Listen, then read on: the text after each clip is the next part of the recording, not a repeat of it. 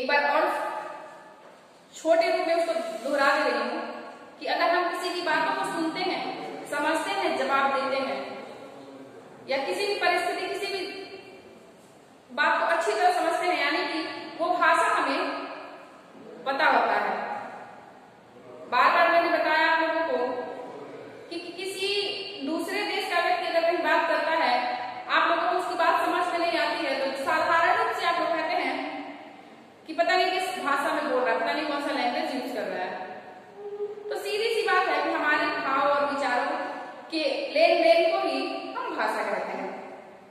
इसके बाद से व्याकरण। व्याकरण किसी भी सब्जेक्ट, मतलब हिंदी पढ़ते हैं, अंग्रेजी पढ़ते हैं, संस्कृत पढ़ते हैं, इसमें हम ग्रामर पढ़ते हैं। जैसे अगर मैथ पढ़ते हैं तो उसमें रूल्स पढ़ते हैं हम। तो इसी तरह से ये इनके मुख्य बिंदु होते हैं।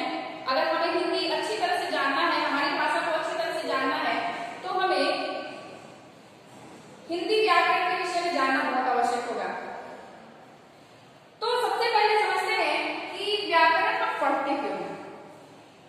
किसी भी लैंग्वेज को, किसी भी भाषा में अगर हम व्याकरण पढ़ रहे हैं तो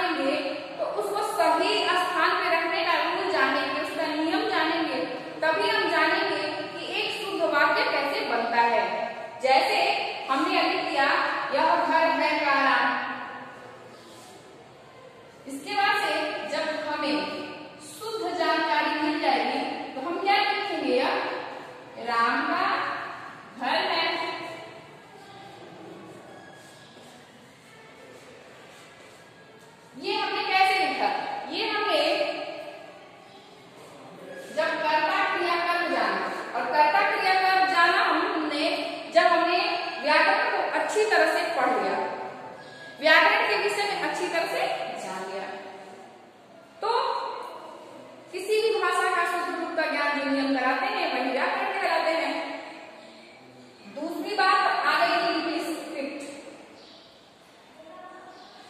स्क्रिप्ट होता है जो हमारे लिखने का ढंग, जो लिखने का तरीके बनाए गए हैं, ये हमारी स्क्रिप्ट लिपि होती है। वैदिक काल में जब हमने हिंदी, हमारे यहाँ संस्कृत को हिंदी की जननी कहा जाता है। आपको ये जानने की जरूरत है कि हिंदी का प्रादुर्भाव, हिंदी हमारे देश में आया कहां से। हमारे वैदिक काल में लोग संस्कृत, वहां उस समय तो सभ्यता थी नहीं, और जब वैदिक काल में जब हम लोग सभ्य बने, कुछ लोग बहुत ज्ञानी थे, उनने संस्कृत भाषा का प्रयोग करना शुरू किया, और संस्कृत भाषा का प्रयोग करते हुए जब लगा, देखिए कुछ चीजें होती हैं कि अगर हम स्टार्ट करते हैं, शुरू करते हैं, तो कुछ चीजें होती हैं बहुत कठिन होती हैं, आपने देखा होगा।